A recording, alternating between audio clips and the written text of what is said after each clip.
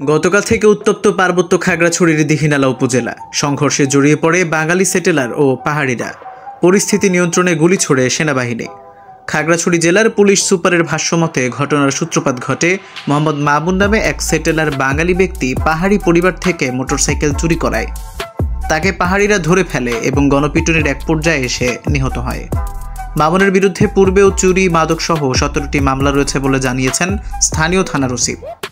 পরবর্তীতে বাঙালি সেটেলারদের মধ্যে পাহাড়িদের আক্রমণে একজনের নিহত হওয়ার খবর ছড়িয়ে পড়লে তারা বিক্ষোভ প্রদর্শন করে এবং বিচ্ছিন্নভাবে কিছু পাহাড়ি দোকান ও ঘরবাড়িতে হামলা করে।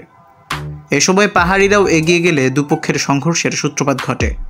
পরবর্তীতে রাত 10টার দিকে পাহাড়ে মুহুর্মুহু গুলির শব্দ শোনা যায়, যা স্থানীয় বাসিন্দাদের মধ্যে আতঙ্কের সৃষ্টি করে।